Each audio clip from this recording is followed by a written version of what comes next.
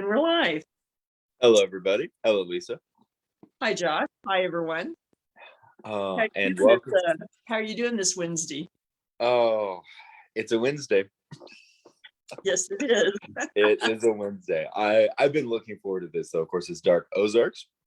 Super excited for this. We should, real quickly, first order of business, invite everyone to the Coleman Theater this Saturday.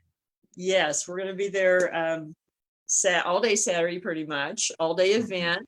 One price gets you there all day. You can come and go, even if there's something that you're not interested in. But it's going to be fun all day, starting at 11, going to 7. And then for a small number of people, a private tour of the Coleman all through it, the areas that are not even accessible to the public normally afterward, including all the hauntings. Absolutely. And the Coleman Theater is it's an extraordinary building. It is. It's easily one of the most beautiful buildings I've ever been in throughout the country. I mean, you don't anticipate a building like that in a small town in Northeast Oklahoma. No, it's exquisite. It's very historic. Yes. Has an enormous number of stories attached to it, and of course the structure itself has a number of confirmed hauntings, but the ground, the location itself, prior to the Coleman Theater, there seems to be attached hauntings there as well. Yes, the site was the original jail going back to the 1840s, and then after that, it was another building which burned that included a funeral home, and the theater is actually built on the foundation of that building. Yeah, and so there does seem to be activity from all three periods there. And just, of course, it's on the outside. It is a arabesque Spanish colonial design. Yes. You really feel like you are on, the coast of Spain or North Africa until you walk inside and you walk into Versailles, basically. Yes, literally. And a very convincing homage to the Versailles, an incredible chandelier. Oh, exquisite. And the stage, just the backdrop of the stage too, hand painted and insured for over $1 million. It's incredible. It the theaters of that style, and of course there's a number of them in the Ozarks region and Ozarks borderlands, created all before essentially turn of the century designs to a large degree, moving into the 1920s. And something that is really striking, first of all, is that I don't know any of them that does not have a ghost story attached to them. That's true. Theaters just tend to be haunted. Some with more obvious reasons than other, like the King Opera House in Van Buren, Arkansas. But and that's another story and another movie. But it is, but it's something, and obviously it could be traced back even before, but to me there's something magical. I would say there's a threshold transience of magic that I associate with a stage that can trace its lineage, obviously, even back to Shakespeare. Oh, definitely. Well, there's a reason that there's the tradition of having a ghost light on at all times in the theater that goes back hundreds of years. It used to be a candle, then it was gas, and now usually it's a light bulb. But and the purpose of the ghost light is to keep the ghosts happy. Oh, And that's the first time I saw one of those. Actually, it was at the Owen Theater Oh, in Brand. And they have one, and the Owen Theater is also haunted. So I think whenever I'm in an old theater and they actually have a ghost light on it, it tells me, okay, this is a real theater, so to speak. right.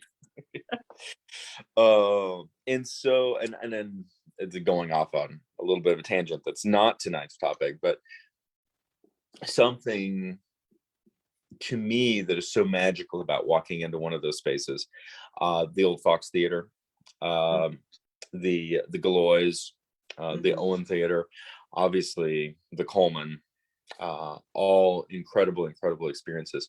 And so vastly different from your suburban Cineplex made out of cement blocks.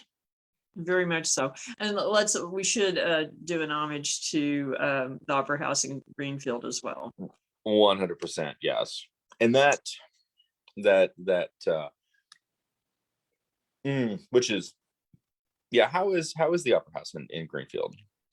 Well, they haven't reopened yet. Okay. Actually, I need to get with them and see. They, he closed everything during the pandemic, and it's been a couple of months since we touched base, but they hadn't decided on a date to open. So okay. That we're just thinking out loud, folks. yes. I'm just thinking out loud, but I would love to do an episode of Dark Ozarks from the Greenfield Opera House. Oh, I think we can probably arrange that. I'm just putting that out there. If anybody from Greenfield's listening, I would love to broadcast live. That would be an enormous amount of fun. We've both been there. Of course, you've been there a number of times. I've been there once in 2019, I think, summer of 19. Yeah, actually, that was one of the first events that sort of kicked off Dark Ozarks, really. It really was. And quick shout, we can talk about this next week as well, but State of the Ozarks and Dark Ozarks will be in Republic following weekend, 17th or 18th, 19th, and 20th. Yes. And at the I'm gonna get this wrong, it's the Event Center in Republic. We'll have more information. I think it's the Community Event Center is what it is, I think. Metaphysical Fair, Age of Aquarius, Metaphysical Fair, lots and lots of stuff going on. The organization that's putting it on is a State of the Ozarks member, and we've been invited to be there. So excited about that. I am too. It's gonna be fun. It is right after St. Patrick's Day. We should do That's right. But our topic tonight: Lawmen and lesser known hauntings of the Ozarks. There you go. Some might say, what does one have to do with the other? But often they were related. they certainly can be, and both in Missouri and in Arkansas. Yes. And in Oklahoma, certainly as it relates to Indian Territory. That's very, very true. And part of Eastern Oklahoma does encompass the Ozarks. Let's, if it's okay with you, let's start. I'm looking through my copious notes. Let's start with the Hanging Judge. Okay. And Fort Smith and the Clayton House. Yes. And I really like, well, I like the haunting aspect of this story, but the historical aspect and the lawman aspect, it's just interesting all the way around. Where do you want to start with? The history of it? Let's start, since we put lawmen at the front. Let's start with just the contextual milieu of Fort Smith there at the cusp of Indian Territory and the Hanging Judge. Okay. Basically,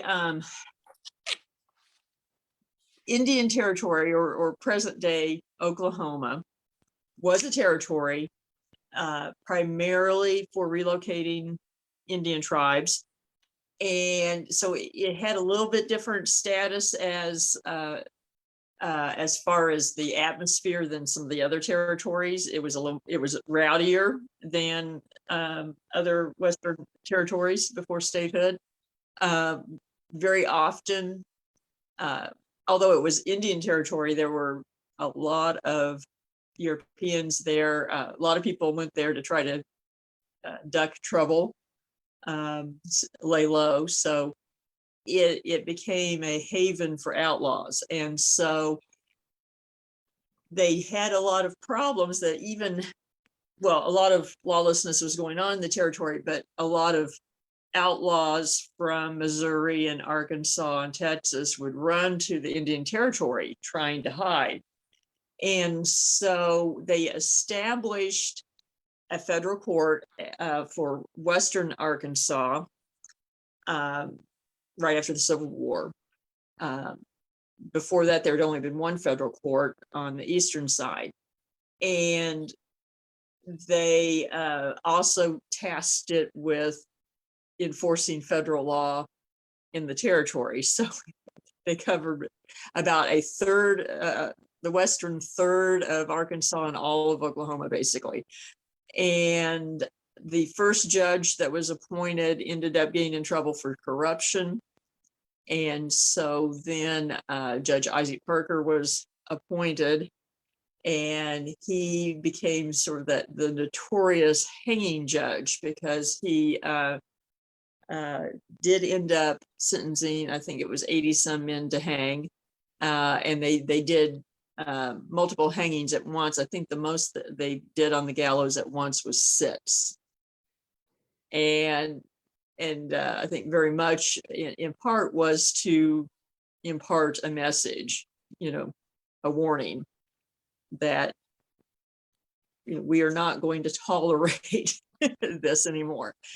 And so then he hired U.S. Marshals, and their job was to go track these guys down and bring them back.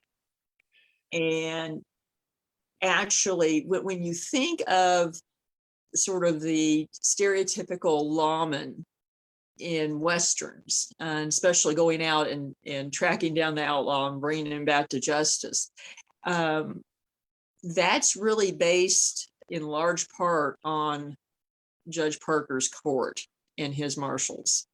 And it's been depicted in various movies and books and so forth, and fictionalized. But our concept in the movie, in pop culture, of that marshal going out and getting the bad guy, you can thank to Fort Smith. So something that comes up a lot is that many of those stereotyped Western motifs were historically true, but in many cases they actually took place literally in the Ozarks before they took place elsewhere, or they took place in the Ozarks to define an era, oftentimes for the dime novels out east, but in some cases did not actually occur in the Great American West. That's very much so. And although you did, in this instance, you did have marshals go out and track guys down other places, but just that whole process, it really started in Fort Smith in the way that we think about it. One pop culture example I can think of off the top of my head is Clint Eastwood, Hang 'em High. Is he plays a character that is wrongfully lynched but survives, and then Judge Parker hires him as a marshal, and he ends up bringing in the men who tried to kill him. It's some of the most romanticized and evocative stories on historical record come out of times that were the darkest and the most troubled in history. And that all of everything that we're talking about here, and many of the things that we're talking about this evening, really tie back to that. In this particular case, the Civil War. Very much so. The lawlessness became a much bigger problem during the war because there was a vacuum of law enforcement. And so you had all these bushwhackers and just outlaws going about doing whatever because the military is not, it doesn't really have time to try to police all of this. And so when the war ended and then people were trying to establish lives again, it became very important we need to get control over this because it needs to be safe for farmers and shopkeepers and people to bring their families back type thing. Yes. So, And that's really what we saw happening at Fort Smith. yes.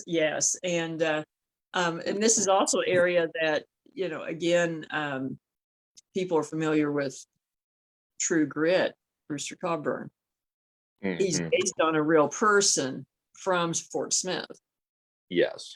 So, I mean, pop culture has basically used a lot of these stories from the Ozarks and made them appear to be more of the quote Western mythos. They have, and certainly now something that often gets lost is that the definition of the Great American West, beginning in the 1750s and continuing until about 1910, was a constantly moving target. That's true. I mean, that's true. And so the Ozarks were a part of the West, certainly, but I think in our conception today, particularly the popular conception, we think the line starts further south and further west.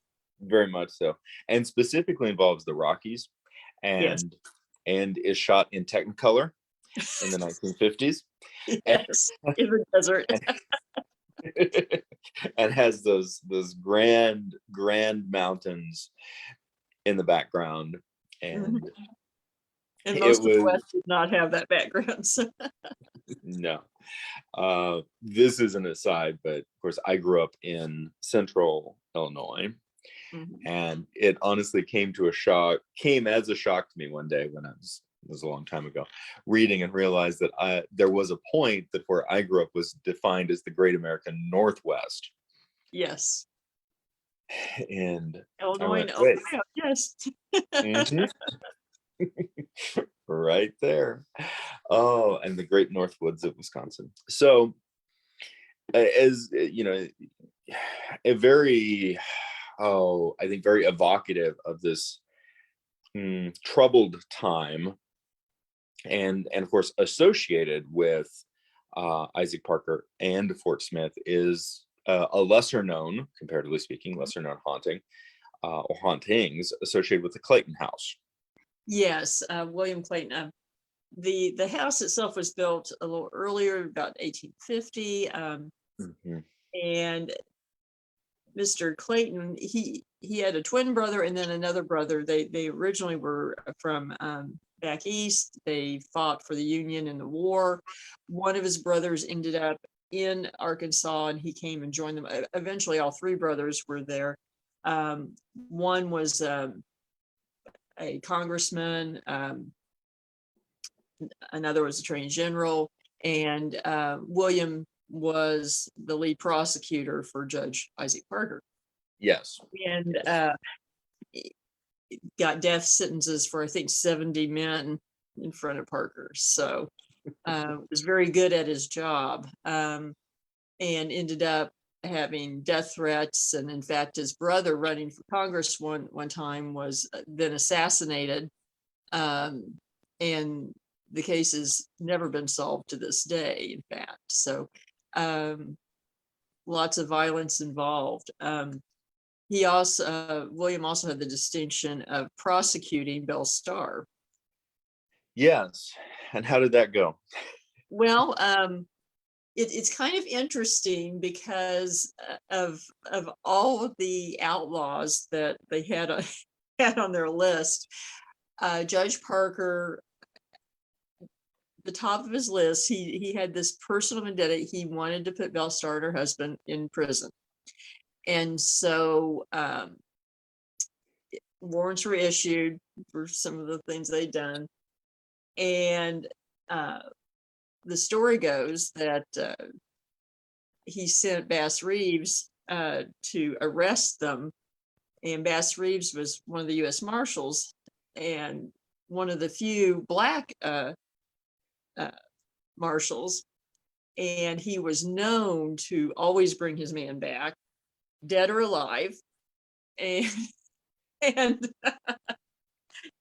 and sometimes it didn't really make that much difference to Bass whether they were dead or alive. It was their choice. And the story goes that when Belle Starr heard that Reeves was after her, she turned herself in.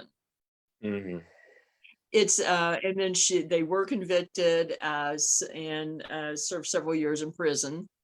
After she was released, there is a story that she conspired to have William Clayton assassinated, and in fact was to be carried out at a county fair, and but something happened and they backed out at the last minute. Wow. Mm-hmm. Some of the elements that were particularly interesting to me about the history of the Clayton house, that because I think it speaks to of course the history at the time, and essentially, especially in terms of establishment, a changing of the guard following the Civil War, because the Clayton house began as the Sutton House. Right. Mr. Sutton was a Confederate siding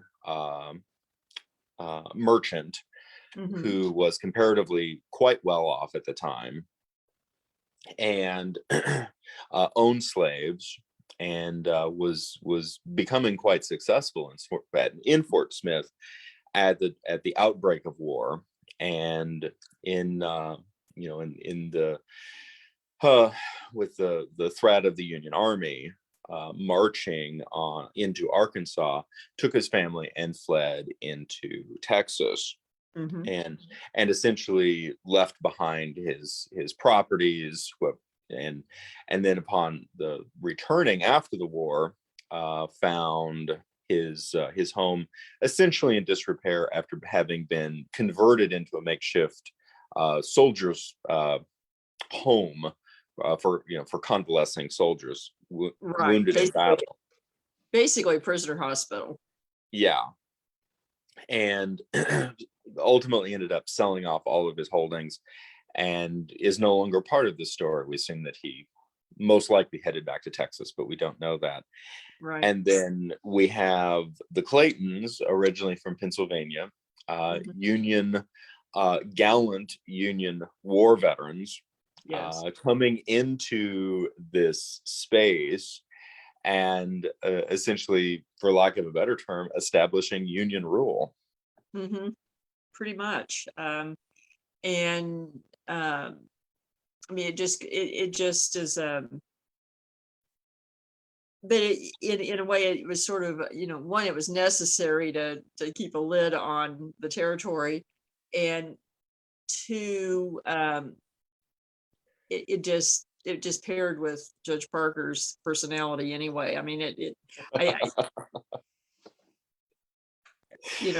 it just makes sense, really. Yeah.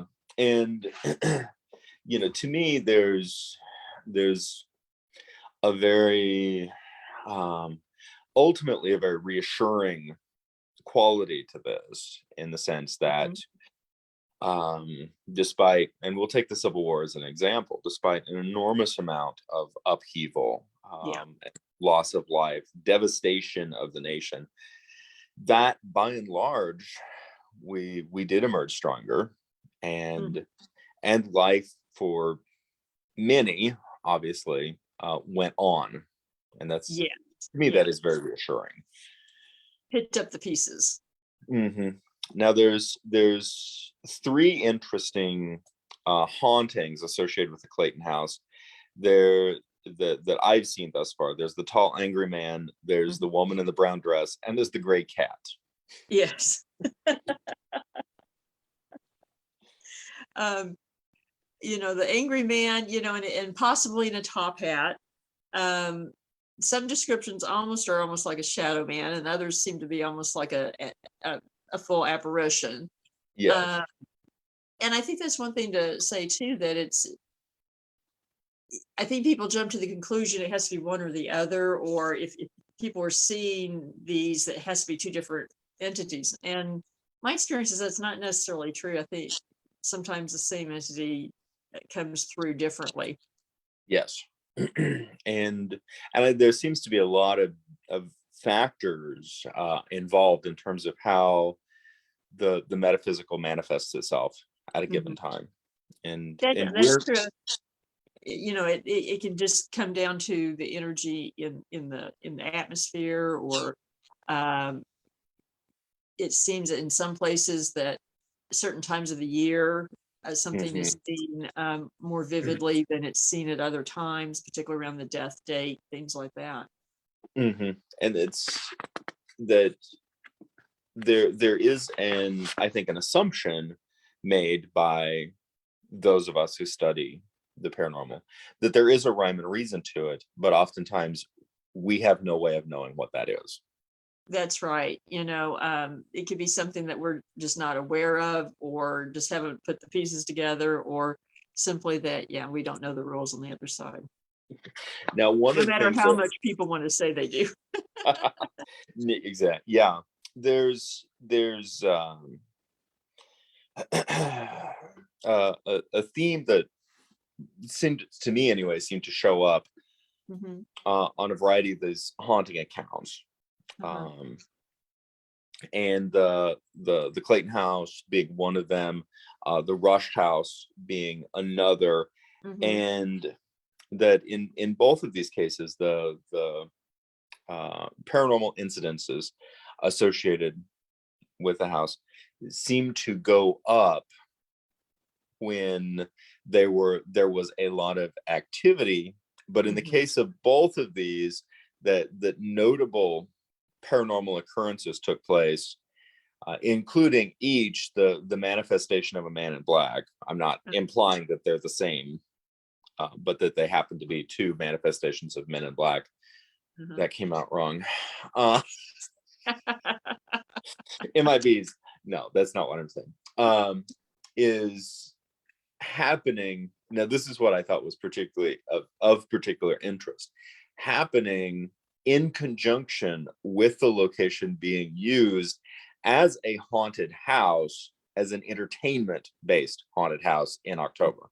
Yeah, and to me that kind of makes sense, because for one thing, you're having something different going on in the environment, and it seems to stir up curiosity. We were talking before we went live that I've seen this happen before. Particularly the Kendrick house, at one particular time, a group was having an event, a get together on the lawn, and they were all sitting around drinking wine and having cheese and that kind of thing. They were all friends, but you had all these people in the yard, and activity really spiked, and it centered around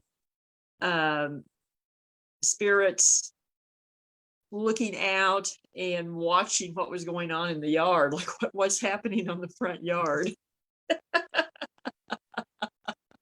and in fact, including getting photos of one of them. So I think it's like, it's like anything else, something's going on out in the street, you look out the window to see what's going on. Very, very much so. And I think that something that I'm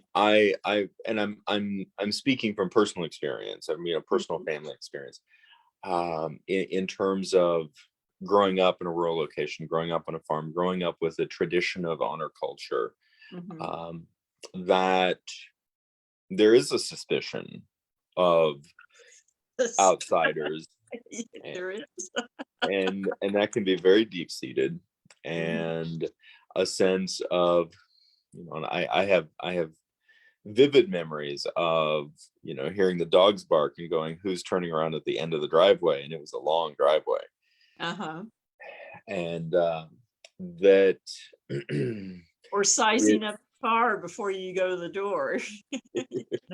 absolutely, Mhm. you just, you don't. And in many of these regions, Kendrick House and Ritchie Mansion being key, uh locations, that these locations have a long history of war. Right, danger, and I just think it has, well, I think it is a little bit innate in honor culture, and then, these kind of experiences, I think, just they leave an impression that is unspoken, that is just passed on generation to generation. It is. And I think that it's very difficult for that energy to dissipate, regardless of how you want to define Yeah. the manifestation of that energy. I also, is something that we've talked about many, many times, is that the vast majority of hauntings are not malevolent. Right. They're not dangerous. That paranormal activity is almost never, not saying never, Right. almost never like what is portrayed in your traditional scary movies and all of that sort of thing. I can't help but, my mind wanders off onto the the frightening aspects of, for example, hosting a commercial haunted house and having agitated spirits manifest themselves, mainly because they're ticked off that you're doing this. Well, funny you say that. I've investigated two different haunted houses that were haunted. And how was that? I'm curious. Actually, I enjoyed them, but one in particular, it was kind of, it was pretty creepy, to the point that we kept getting EVPs of two men following one female investigator. You would hear their footstep. You would, and to the point, it became so obvious things were going on. She would walk and she would mark her time, and so that we could keep track of, on audio, where she was at, and then you would have two sets of footsteps behind her almost consistently, and a male voice talking about killing her. Oh, okay, that's a little disturbing. Yeah, it was. Um, the other one actually was a haunted house that the the building itself originally was a funeral parlor, then a home, and then they turned it into a haunted house. And they had shadow people, they had disembodied voices, they, had something there that was kind of angry. Um, and to be honest, in some ways, if you were just going through it when all the props were on, and the background music and everything, and some of the voices captured and so forth, you would probably assume it was just part of the haunt.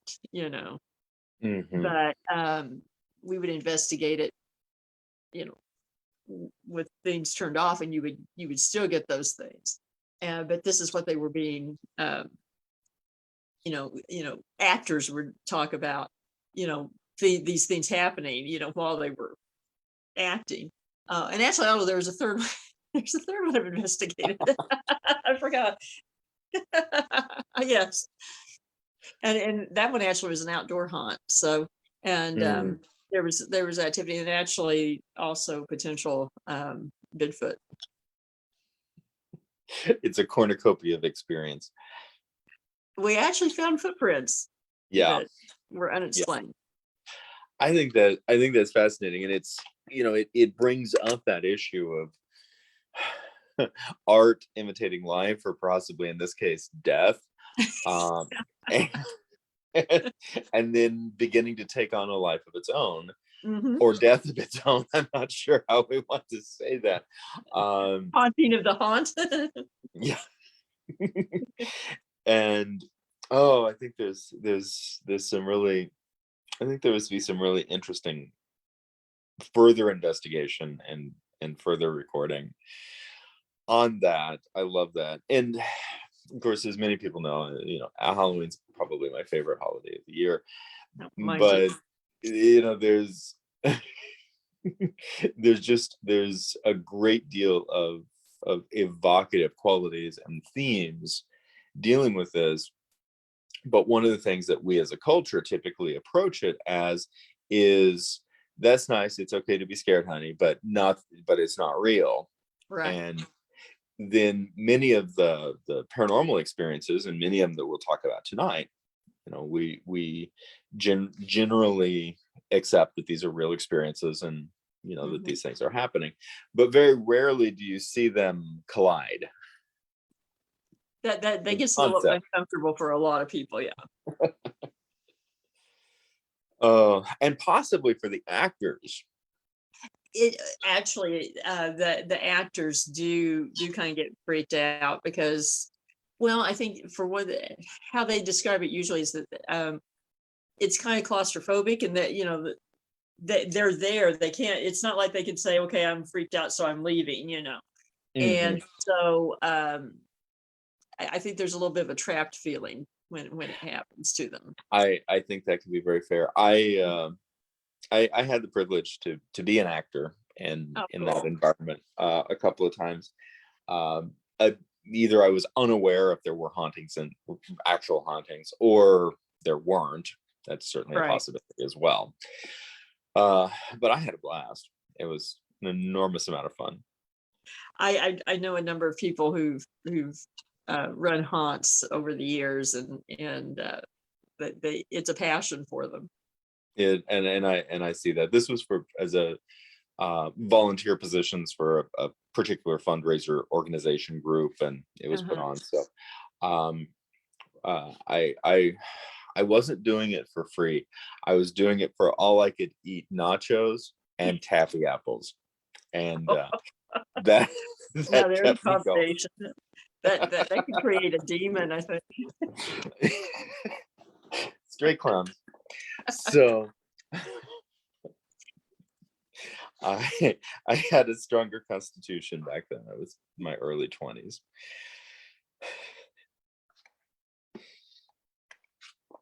Oh,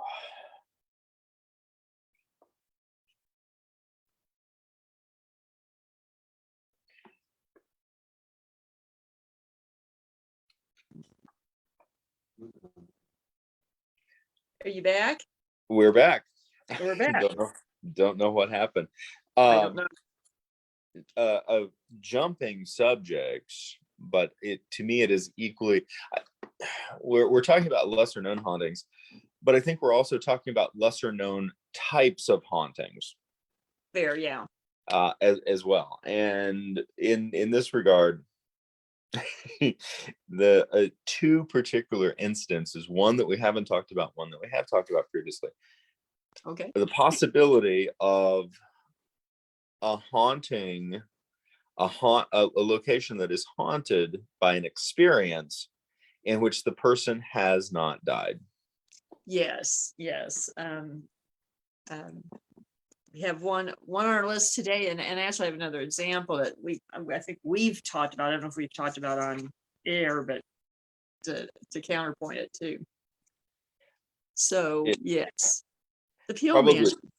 yes, the Peel Mansion in Little Rock, and gorgeous, Mhm. gorgeous home, absolutely incredibly beautiful. And in the 1920s, Mr. W.L. English, who was a ag agent for the Frisco Railroad, moved into the home Mhm. Got 180 acres to go along with it for an apple orchard. And this particular story involves his young daughter Marjorie. Yes, yes. So yeah, so the property was long standing before they moved in. I think they moved in the 1920s, I think. Yes. Yeah.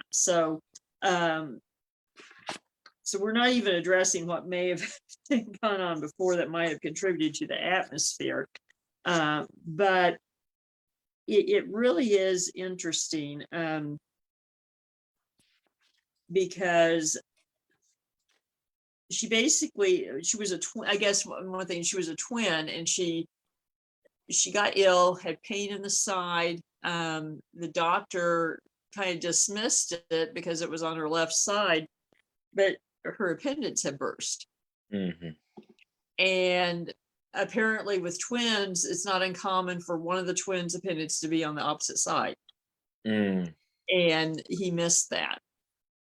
So when it became, acute, they call him back, and they have her in a room in the house, and he does surgery, and it's so bad, I guess the nurse fainted at first, and he deduced that he didn't think she could survive, and so he didn't even sew her back up. Mm-hmm. And then the nurse was there to tend to her. But she did survive, but had a number of days that were excruciating, and apparently did pass away or have such a near-death experience that the nurse pronounced her dead and covered her with a sheet. Yes. You want And to that take us there was there? there's a lot of aspects to this. In coming back to one of the historical haunting incident aspects of it that I think is most interesting is that the room is associated with a haunting of a little girl.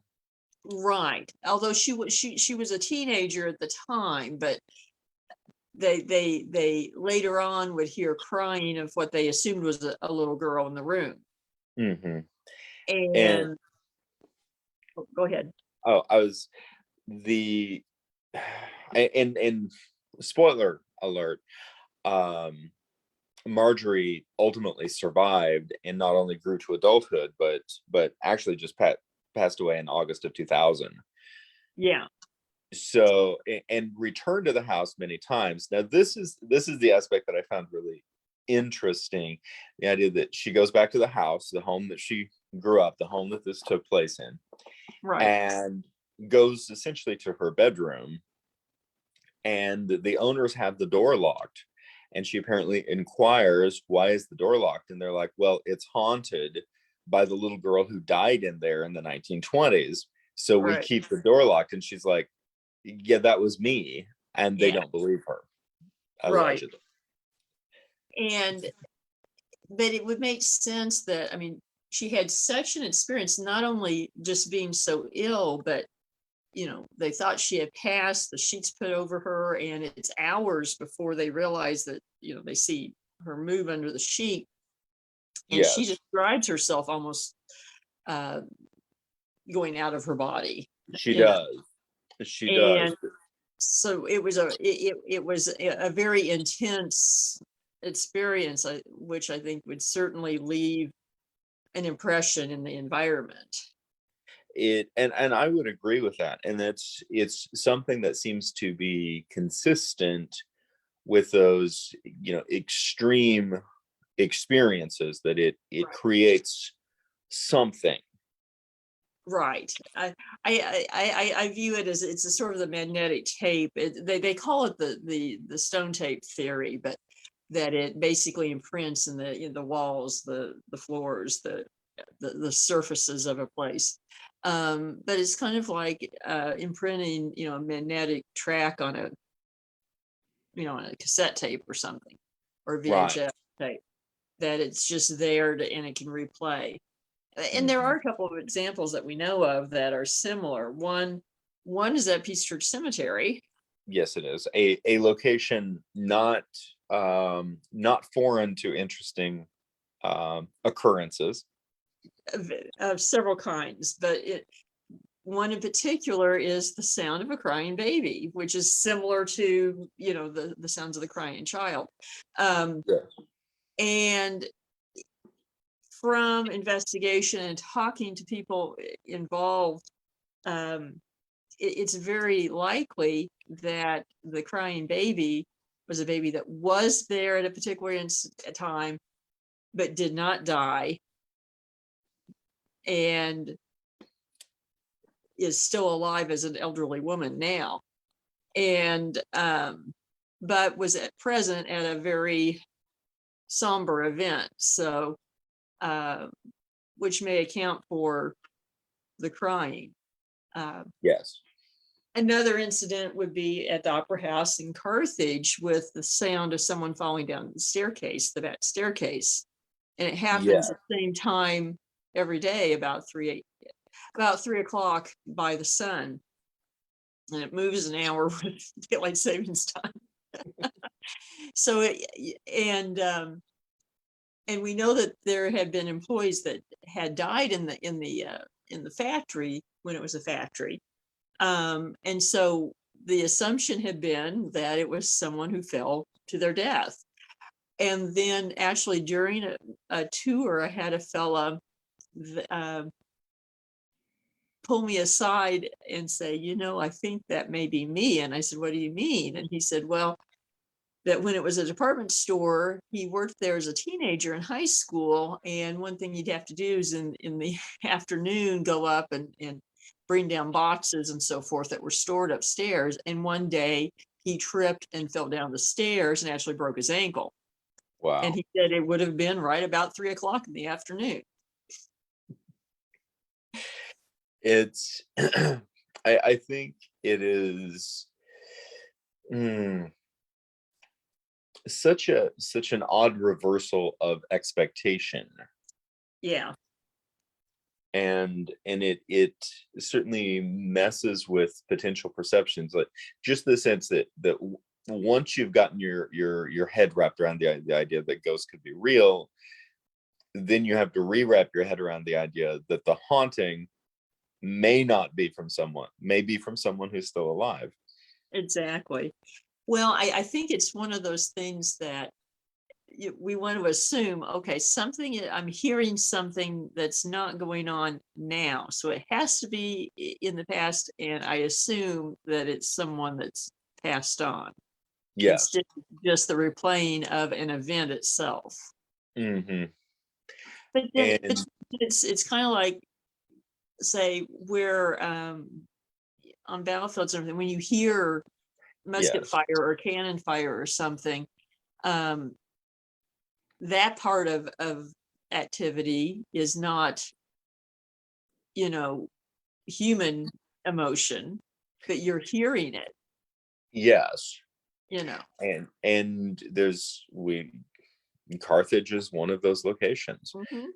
Wilson's Creek is another. Pea Ridge is another. I believe Prairie Grove. Grove. Mm-hmm. That phantom cannon fire. Mm-hmm. Yeah. And so, I mean, do you hear that because of the emotion of the people who were there then, or just because of the energy released at that moment? Who knows? And we don't. I recall listening to one conversation with someone who was not someone I know. I was watching it, and say, that they had a experience in which they felt that they were living in a very old house, Mm-hmm. A house that dated back to the colonial period, and Oh, wow. At one point looking over and seeing essentially a quote unquote a ghost in the colonial period. Mm-hmm. But what was striking was that the ghost was looking at them with the same level of shock that they were looking at the ghost. exactly. And there are instances like that, which makes you, which does make you wonder, or sometimes is it just that you really do get a glimpse of another time and they get a glimpse of you, Yes. And that the concept of some sort of bridge Hmm. is very interesting to contemplate. And it, again, it seems to be associated with a high degree of energy output. I think often it does in locations where there was a lot of emotion released.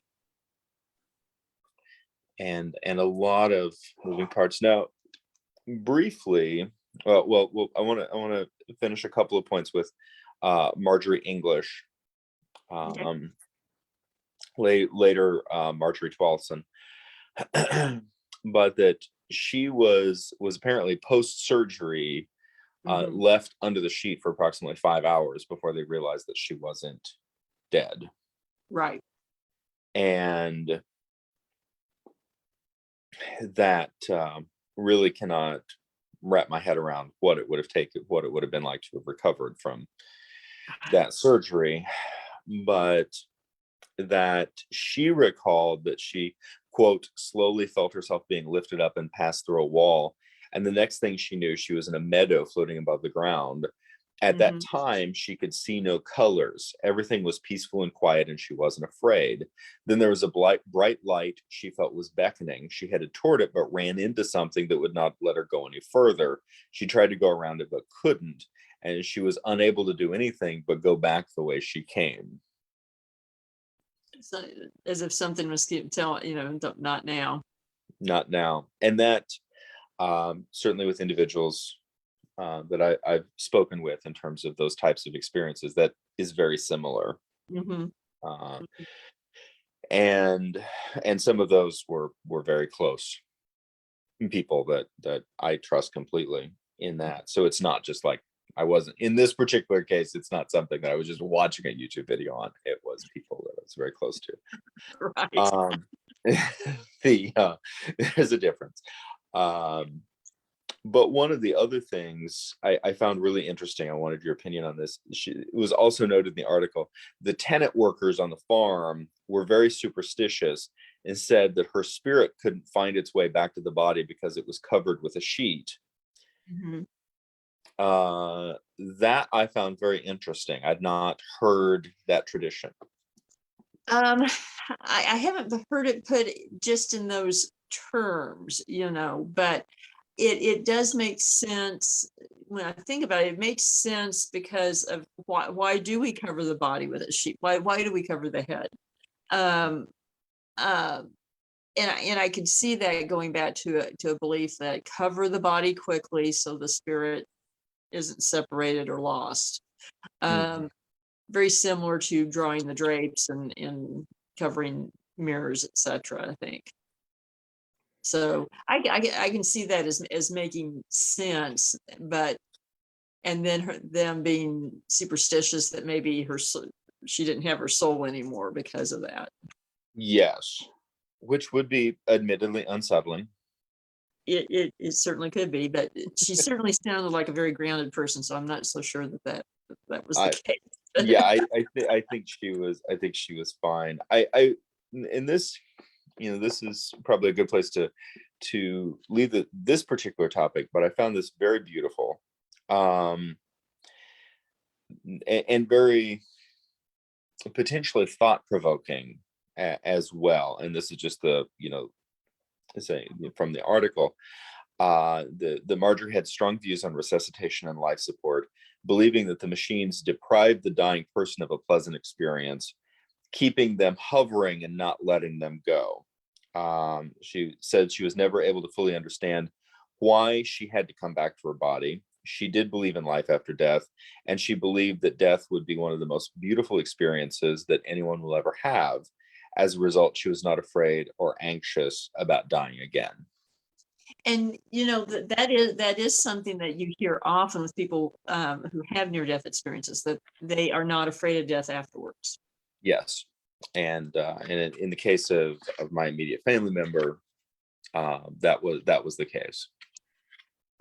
That was I grew up with the statement that dying is easy. It's living that is the hard part. I think there's a lot of merit to that statement. I think there is too. Now, jumping back to the Clayton house for just a moment. Uh-huh. The gray cat. Yeah. I find the apparitions of animals to be particularly of interest. Of course, cats are inextricably linked to the paranormal anyway. They are, but cats and dogs both are fairly common phantoms, and they both tend to acknowledge activity in a space. Yes. It's always funny when you mention cats and everything. It always reminds me of a moment that some years ago I was at one of the local schools. They called in different professionals to talk to the kids about careers and so forth. And I was there, and a judge I knew was there as well. And so everyone that they had for the panels, they had us, in this room, and I walk, Judge looks over at me. The first thing he says is, "Do cats see ghosts?"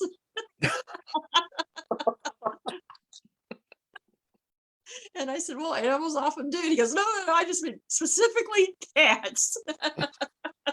And that's how that conversation started. So when you said that, that just popped in my head. I'm sorry. I like it. I like it a lot. Oh my gosh. I think in many cases they do. I can't speak in terms of cats. I had at least one dog that was extremely sensitive. Yeah. I know several instances of dogs, but cats as well, seeming to watch movement and even react, even raising the fur, hackles and so forth.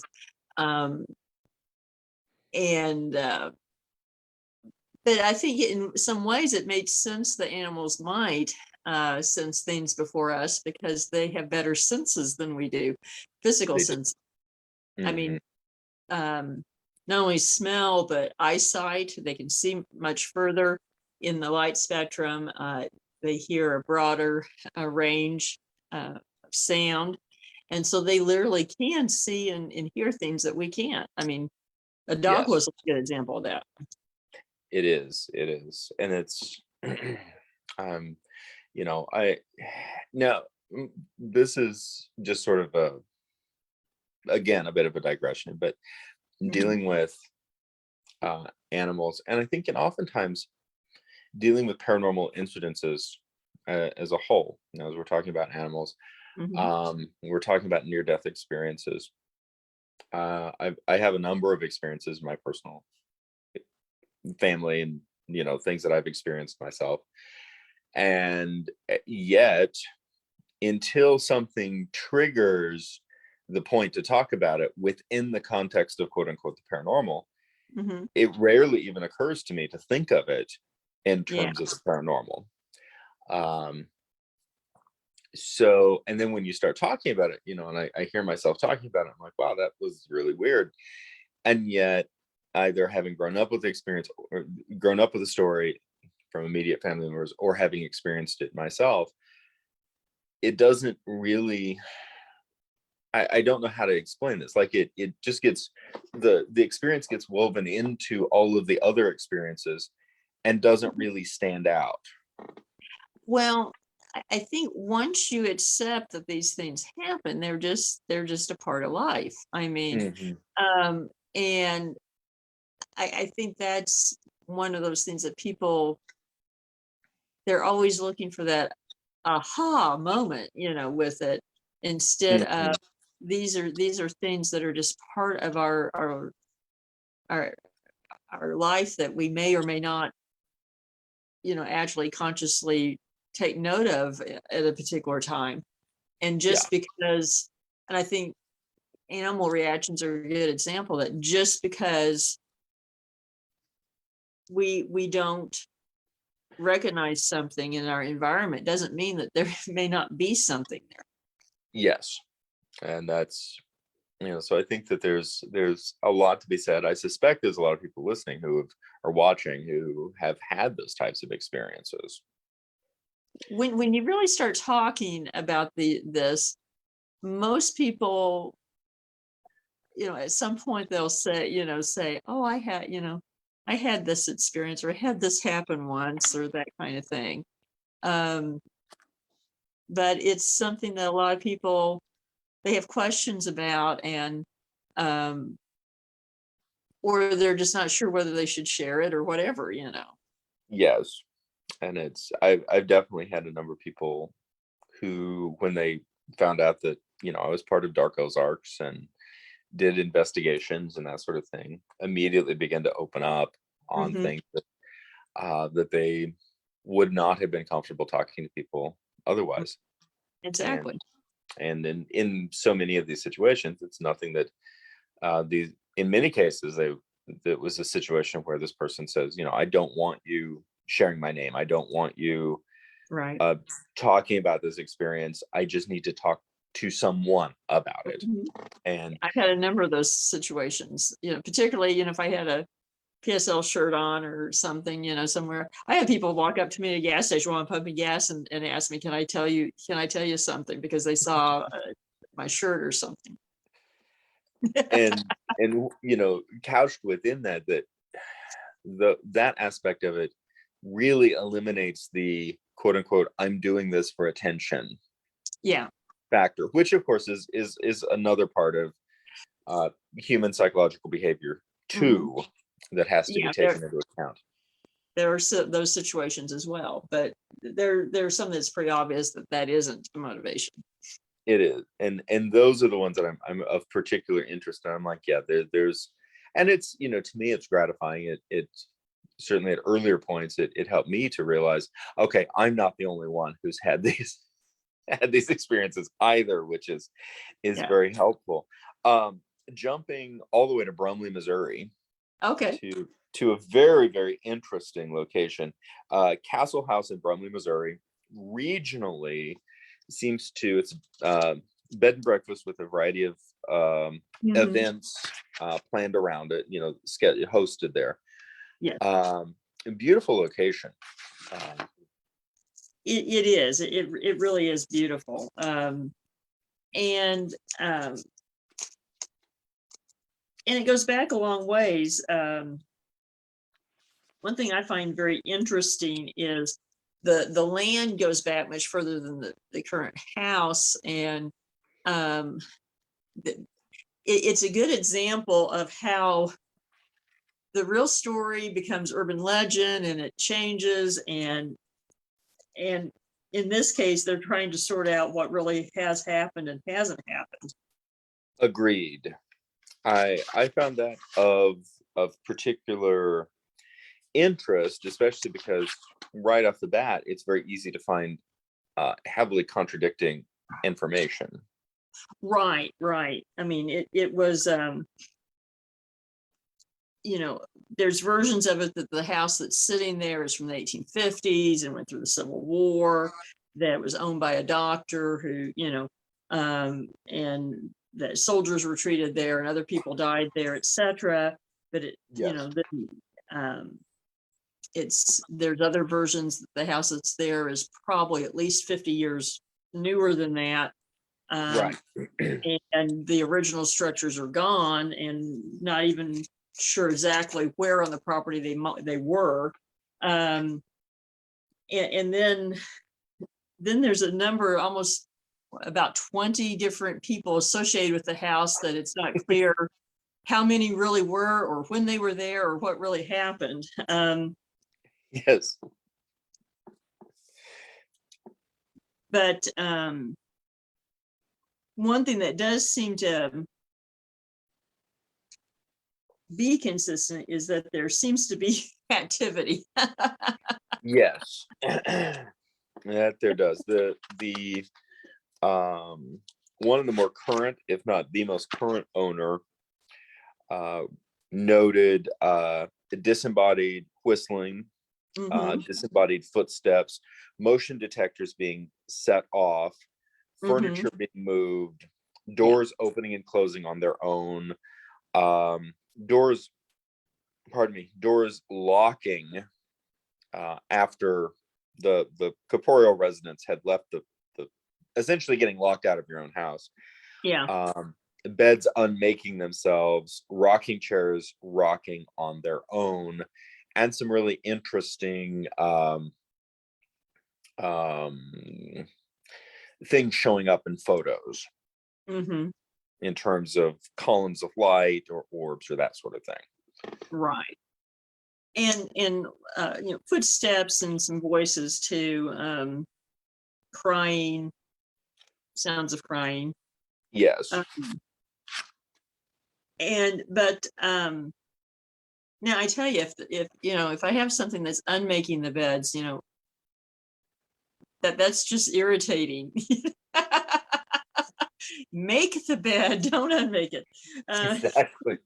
That would be really handy. I would welcome a haunting if they cook and clean. I would not have a problem with that. Ironically, lots of people have seen a woman in my kitchen that appears to be cooking, and family friend used to say that he had seen her in the house several times, but they still don't have any cookies. Exactly. We promise to leave the ingredients out. We really do. We'll make it easy for you. So I've not been to the Castle House. I have not. I have not either. I have started to book it a couple of times and then had things come up. But I do know people who have been there, and their experiences were similar to what the owners say. So I'm not doubting that there is activity. Yes. I do find it very, very interesting that there are so many people associated with the house that when you start looking at the dates that they supposedly were there, there's no way that they all were there. It is interesting. Of course, it does bring up the possibility that nobody could stay very long there. Well, that could be part of it, and then just over time it get mixed up of this person was there for 10 years, but maybe they were only there for 2 or something, But it reads like a jigsaw puzzle. But I do find, it's interesting. I think that there are those situations where the stories grow and morph and they change. And so, it's like the telephone game, where you say something to the person next to you, and by the time it gets around the table, it's completely different. And so you do have a little bit of that as far as the people involved, but I don't know that it really changes the activity. Right. Yeah, and there's accounts that there's a number of graves on the property, which is not unusual for a property that goes back to the 1850s, but right. Which could, may or may not be a source of some of the activity. And so there have been doctors associated with the property, but not during the Civil War. So it sounds like some of the stories have just been probably not purposefully changed, but just misinterpreted over time. To me, I think there's an incredible story here. I think that the incredible story may not be everything that we're, that is directly being spoken of. Right. To me, there's a lot of juxtaposed parts. One of them, as I was just going over the list of owners, which for the record, at hauntedcastlehouse.com, they have the thus far lineage of the property. that they've been able to determine, beginning with apparently some property ownership, but no home, being attributed to a Sarah Lee, not the cake, in 1812. Right. And that during the time of the Civil War, the property being associated with a Reverend Jacob Shaw McComb Sr., who was a farmer, teacher, minister, and enlisted in the Union's Company D, and having an enormous number of children by 3 wives, not all at the same time. I think it's close to 20 children. Yes. And Jacob was busy, so and then afterwards, a Dr. John L. Connor being associated with the property, and we're assuming that there was a home there on that particular property, but not the house that the hauntings are associated with.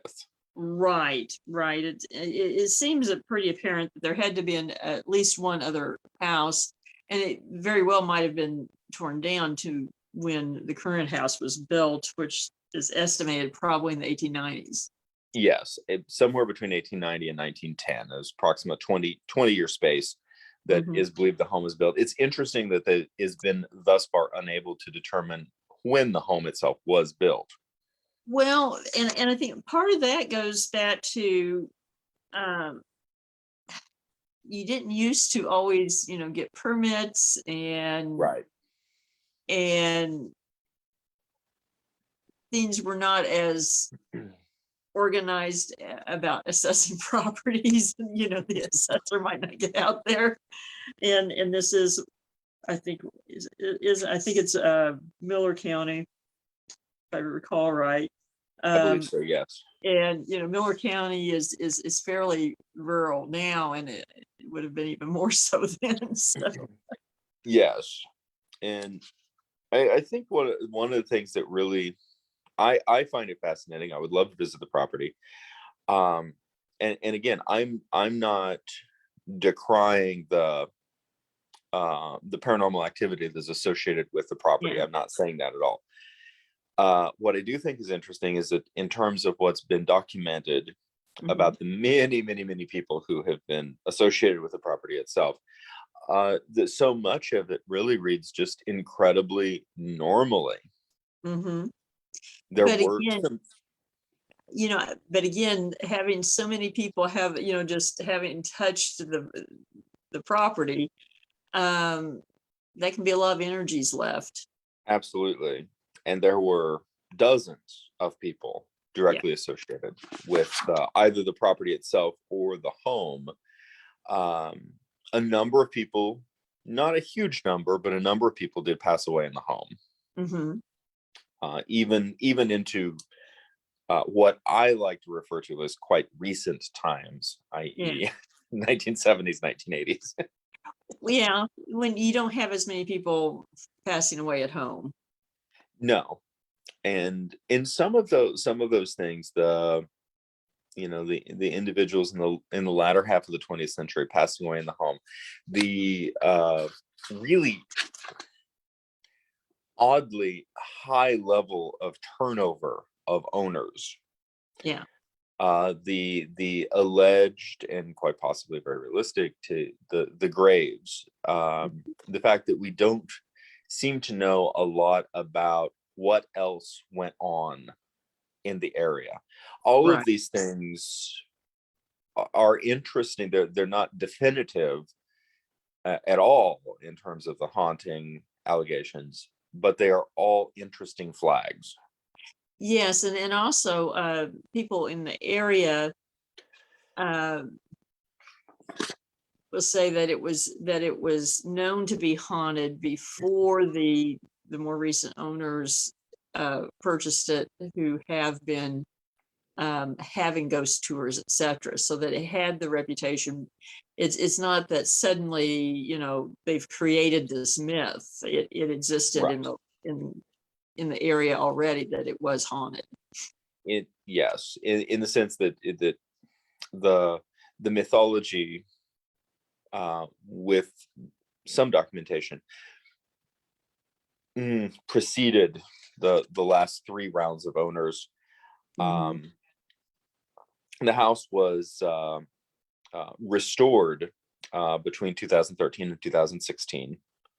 Mhm. I did think it was interesting that it was noted Nick Sacco and Marcy Hootner did the restoration, and they marketed it as a haunted bed and breakfast Mhm. after, according to the site, according to the information, after some odd occurrences took place, presumably also after people in the area also said things to the line of, "Why are you dealing with a haunted house?" Probably, Um, yeah. but it was, I found this particular quote interesting. Nick, quote, was never comfortable in the house, and Marcy could no longer stay there after seeing Nick's doppelganger one night. And I've heard that independently be told. And I mean, that certainly is something that is unnerving. Aside from the lore that, you know, if you see your own doppelganger, you're going to die, that kind of thing. Um, I think a doppelganger is just one of the more unsettling things that you can see, just because, you know, you don't know what to trust. Yes. Yes. Going off on a bit of a tangent here, I don't think we've talked a lot about this before. What are your thoughts in regards to doppelganger activity or manifestation? I know instances where it's happened. I know several people who've experienced it. I'm, I'm not a big believer that, you're going to die type thing. Um, I think that it's some sort of mimic. I think it's something that, for what purpose, I don't really know. I mean, I guess you could almost say that, you could theorize that, a part of your aura or your consciousness could separate itself. I mean, especially on a quantum level. Yes. To me, it's fascinating. I mean, in some ways, is it a lot different than astral projection? And it might not be, Yeah, or it might be a really, really talented shifter. that's true. Exactly. So I mean, I could see circumstances where, maybe you're seeing someone that is, because often it will be someone's asleep and then someone will see their doppelganger and then realize that they're asleep. So maybe it is something like that. I don't know. Yeah, I don't either. And we should I think make sure to let people know, visit hauntedcastlehouse.com Mhm. to check them out. They are, my understanding, it's a working bed and breakfast. That's my Uh, understanding. They still are, yes. and they have a number of events that they host throughout Mhm. the year. I'd love to visit with those. Mhm. And the home was also featured on the Dead Files. Yes. Actually, I remember watching that episode. I'm going to watch the episode. When I saw that. So moving down a little bit to Morse Mill, Yes. and, and Morse Mill, the Morse Mill Hotel, and Bertha Gifford. Yes, and actually, Bertha Gifford is something that is not talked about a whole lot when you're talking about the haunting aspect. Um, I know a number of people who've investigated Morse Mill, and pretty uniformly, I'm told that it's pretty active, and it is very old, and there was a mill on site. All these things, but what you don't typically hear is about Bertha, and she was one of the early female serial killers in America, and she Yeah, worked at the hotel. don't eat the chocolate. Yes, arsenic chocolate. So I So have. to me, I think Bertha has a lot to do. I think you have to talk about Bertha with the idea of the hauntings, but you don't usually get that. No. So Bertha Gifford was born Bertha Alice Williams, October 30th. I thought that was Uh-huh. interesting. In 1871. And she married, had a daughter. Her husband died. Mm-hmm. She remarried, had a son. She was allegedly renowned for cooking and caring for sick people. Mm-hmm. Until he And started dying. and then ultimately she was charged with 3 murders. I also found this interesting. She was put on trial in Union. Mm-hmm. Well, and that would make sense, because I mean, if I were defending her, I'd want to change a venue. Absolutely. I just and I'm not implying that there's a connection, but we've talked about Union before. Yes. With Yes. the Union Screaming House. How Yes. how far, and I haven't looked, because they're not terribly far apart. Morse Mill. They're not that far away, because Morse Mill's in Jefferson County, so it can't be too far away. Mm-hmm. I probably not more than 50, 60 miles at most.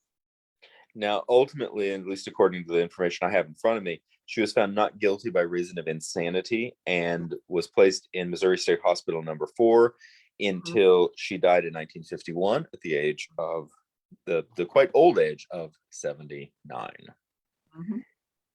So I'm going to defer this legal question to you, in terms of opinion, because I have no clue about any of this stuff. Not guilty by reason of insanity. Thoughts on that conclusion? Basically, that would mean that she can't be held to the standard of a normal person, because she was insane at the time.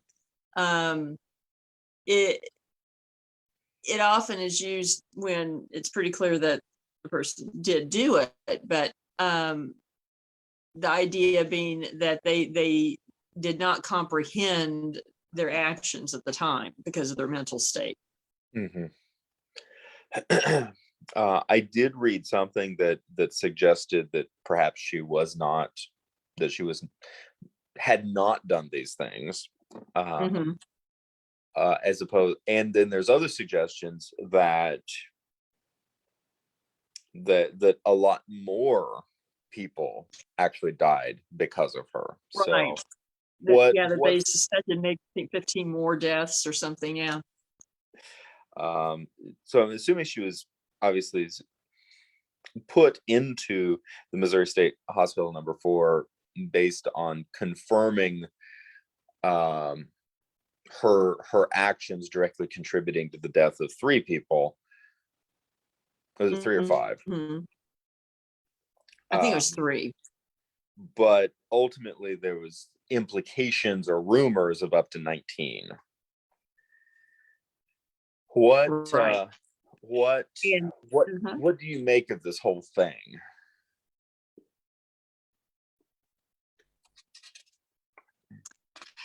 Of course, without reviewing the court documents, it's a little hard to say, but typically, and again, this is no legal opinion. I have to say that as an attorney, but a lot of times in those situations, there's enough evidence. It's almost an Alford play, where you'd say that the prosecution has enough evidence to indicate that this person was involved, but they shouldn't go to prison and be punished in that way because they didn't understand the nature of their behavior at the time, and so that they're in need of mental health care. Yes. And Very, so very fair. typically, I mean, there are situations around the country where someone their mental condition has improved to the point that the doctors say that they are rational, and then are later there are more court proceedings, but or remanded to prison. That's pretty unusual, though. And it may have been a way, just to be perfectly honest, on a practical level, it could have been that although maybe she did contribute to this, that there was some empathy, and so instead of putting her in prison, let's do this. It's hard to know without reading the file. It is, but it's fascinating, and it is. There's not, documentably, there's not a lot of solo female serial killers on the books. There aren't too many, no. There are a few, and there's a couple more modern day ones, but generally when women are involved, it's involved with more than one person, often a family. Yeah, and to me it's very, very fascinating all the way around. Now, she's also associated with the Morse Mill Hotel in Morse Mill, and this particular location is very historic. Yes, it is very historic, and like I said, there could be certainly activity independent of Bertha, but the fact that she worked there and was the chocolatier and tended to use arsenic, you do have to wonder if her presence did not contribute to some of the activity. Yes, on the Morse Mill Hotel's website, they list a number of photos that I find really evocative. I'm very interested in that. I have not, for the record, I've not been to this location. I would love to go. I've been close. I've been by it, but I've not investigated it. Yeah, it's really, really fascinating. I want to know more. The website itself is a little limited in terms of really documented historic information, which is when was the structure built and that sort of thing. It apparently has had a who's who guest list of the early 20th century. Yeah, for everyone from Charles Lindbergh to Al Capone. Yeah. Charlie Chaplin, I think, too. Yeah. Yes, and in terms of, it's very rural, and it definitely within the rural Missouri Ozarks, but its close proximity to St. Louis apparently made it a hot place for the rich and fabulous of the city to vacation.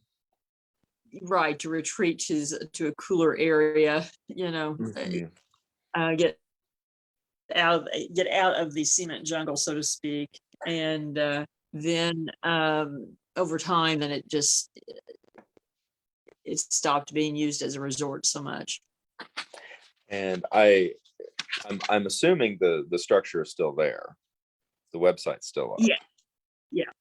I want to investigate, and I want to go visit. I also want to go to Leeper Mansion. Yes. Yeah, me too. Shout out to my friend. I want to go to Leeper. It's definitely a story, huh? I said shout out to my friends. I want to go to Leeper.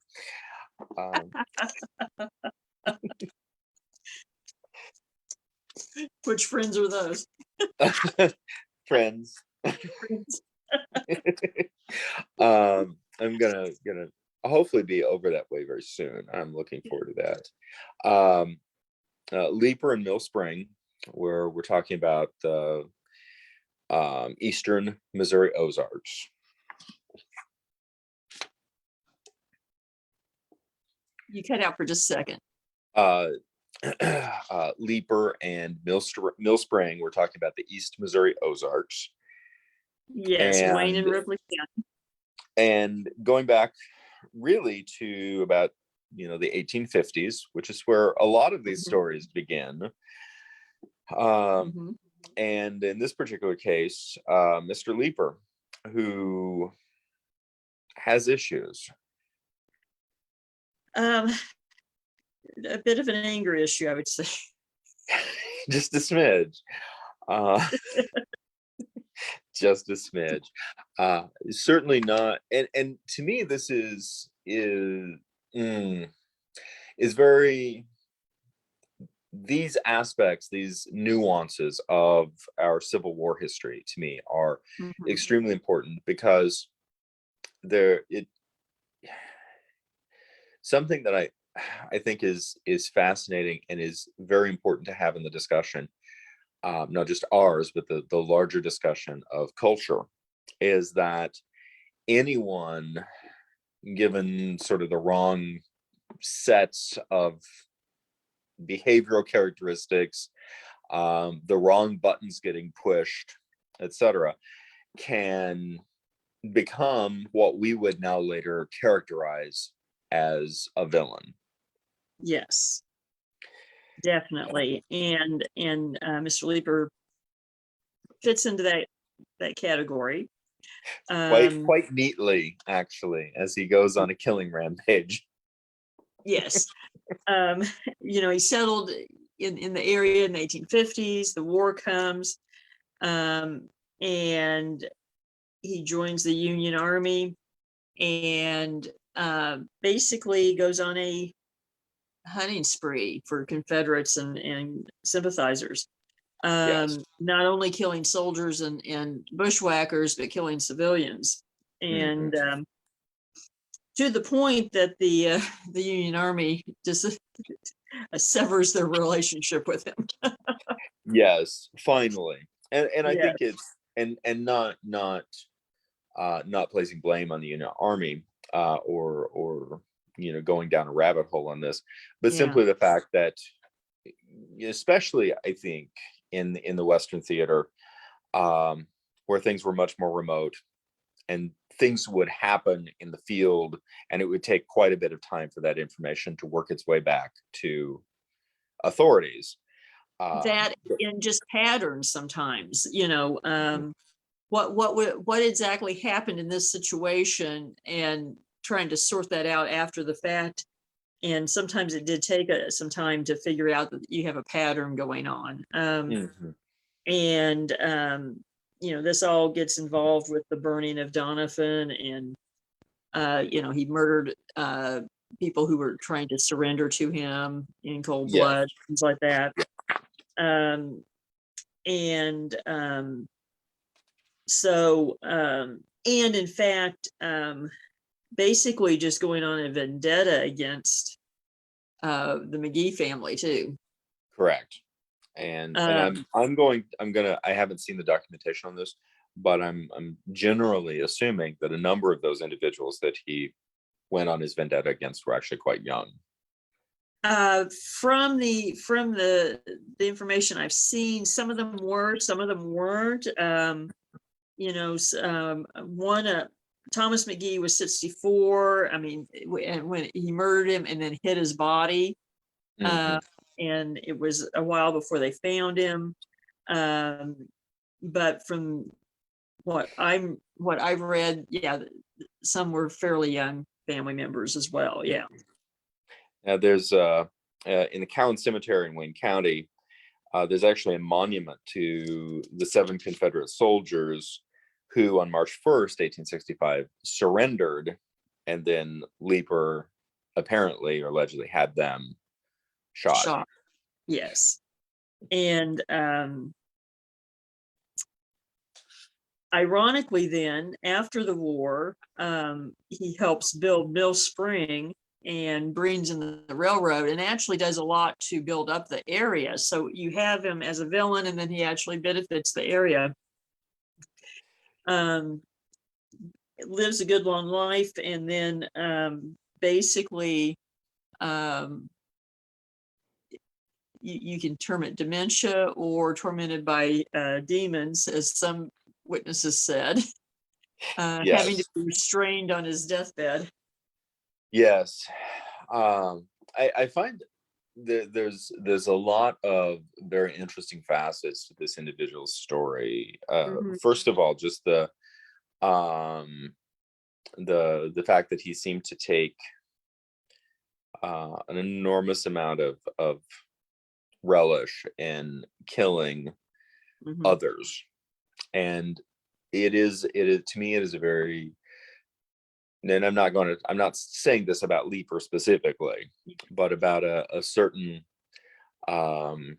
percentage of uh, good law abiding citizens of any strata Yeah. that when you give them a cause and you suddenly take the reins off of civilized behavior, that an enormous amount of almost really you could classify it as animalistic barbarism just emerges out of their psyche. Well, yes, especially when you throw in a little bit of power. Hmm. And that's terrifying. Yes, and it does happen. And, And and I want to be really clear that I'm this, to me, this is a deeply concerning element of humanity. This is not a partisan no, strike in any regard, and I'm saying that this has existed since time immemorial in all peoples, apparently, in all continents, and is something that we still pretty deal much with. on both sides of any conflict, there are examples. Yes, You know, and so but it is, and you could argue, I mean, this is an individual with an enormous amount of energy, mhm. apparently a high degree of intelligence, and after the war he goes on to become heavily involved in a very pro-federal Missouri government, Mhm. and Missouri business, and developing railroads and logging companies and building towns and all of these things. I'm assuming that he approached those endeavors with the same zeal that he was hunting down Confederates and civilians and shooting them, say, 10 years prior. And that's very likely, and then it's probably an indication of why he was so successful after the war. But Mm. but then towards the end of his life, then he seemed to be consumed by his own demons, so to speak. Yes, Um, I found that particularly haunting. and witnesses were that he would be shouting at people that he could only see. So perhaps Yeah, he was being haunted by those that he had killed. I don't know. I don't either, but it would be um, deeply appropriate. I mean, in terms of just sort of a karma, to use that term. That's right, and he is supposed to haunt the mansion, as well as his ghost has been seen walking the hollow. Yes, it also, I mean, it to me, and I know that there's a number of answers to this question, but to me, I find it unsettling that post-war, this is an individual who was not put on trial for war crimes. But a lot didn't. A lot weren't. Yeah, And um, and it's one no, of those that's things. just. Oh, go ahead.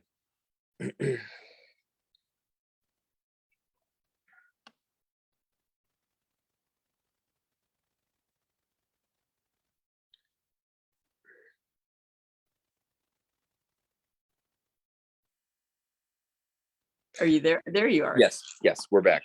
We're Um, back. I was going to say really quickly, I also have to admit that that is my late 20th century, early 21st century, um, contextualization being placed on the 1870s, rural Sure. Missouri's 1870s post-war. Mhm. You noted that a lot of people were not. Right. Well, and and of course, I mean, because if you started down that road, you could have tried so many people on both sides that um you could have actually destabilized things further. Hmm. And the flip side is that a lot of those people did go on to make some positive contributions too. Very So much so. So it's not an easy answer on that question. It really isn't. And, particularly in terms of becoming a state legislator after the war, I think Well, additional proof that potential war crimes is not necessarily an impediment to a political career. Nobody got any ideas? Just throwing that out there. Historical record only. not going there. Not going there. Oh, it is an interesting, I think the tagline that we actually use for Dark Ozarks, sometimes there are no easy answers, which you noted already, is crucial in this regard. It really is. It really is. And that sometimes there is no clear answer, and you just have to accept that. And a lot of people have a hard time not making everything absolute black and white. And unfortunately, life usually is a lot more gray than it is black and white. Yes, and a lot of moving parts, a lot of unanswered questions, or a lot of questions that get answered unsatisfactorily. Yeah, sometimes there just isn't a good answer. Yes, you get an answer, you just don't like it. Exactly. And that's unfortunately also part of being an adult. That's true. Or a functional adult, I should say. An an area that I think maybe we might close on, that I found really interesting, was just a handful of paranormal activity incidences reported around War Eagle. Yeah. And that really stood out to me, for a couple of reasons. One thing is War Eagle Mill and the bridge and the fair it's one of my favorite places in the whole world. Mm-hmm. And I think that's what a lot of people know it for, is the fair and so forth. And I think it's easy for people to not realize what else may have happened and what could else be going on as they're walking around. I know. So some of the incidences associated, hearing soldiers, quote unquote, walking by the water, footsteps on the bridge in the nearby field, footsteps on the second and third floors of the current mill, and Radar Road near there. Apparently, I've not been there. Being, quote, a hot spot for Confederate ghost activity, and a horse is said to gallop down the road with a Civil War rider on its back. And I have to wonder if, Raider Road, if it's related to the Raiders up here. I would be interested to find out. I really would. And Yeah. there are just some interesting connections, certainly in terms of troop movement, between between the major battles, but also just throughout the war period. The original War Eagle Mill was burned Right. during the war, and then shortly thereafter it was rebuilt. Then after the turn of the 20th century, it burned down, but not by Union soldiers or Confederate soldiers. And then approximately mid-century, a replica of the mill was rebuilt, and it's in and of itself is now a historical structure.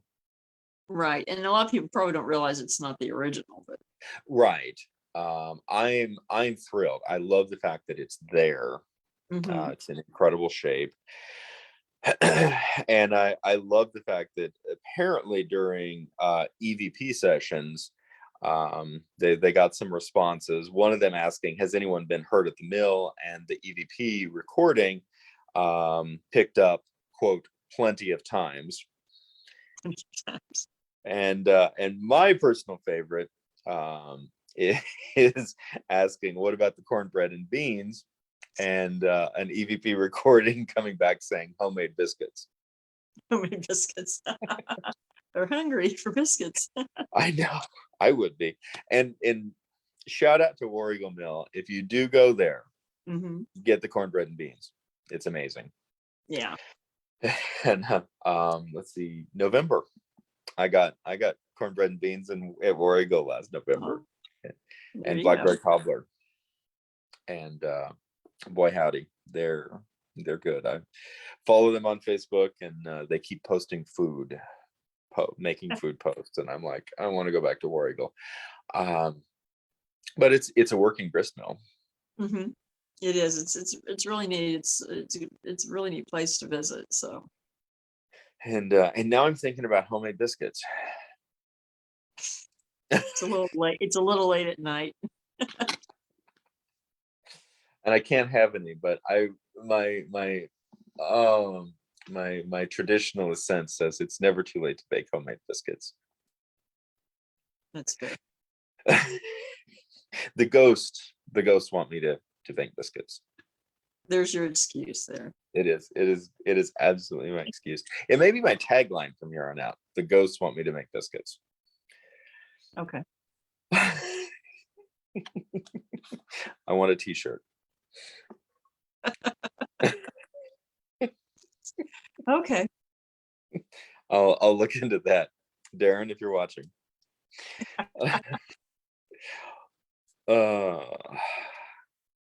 I like it. I think that might be a good place to end. And we did have I saw a question pop up asking if there were tickets left for Saturday. Yes, there are. Go to the event on the page. The link is in there to go to the Coleman website and buy tickets.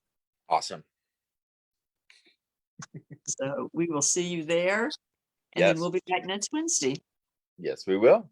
We look forward to it. Do. And everyone have a good week. And I'll talk to you soon. Sounds good. Y'all take care. Okay. Night all.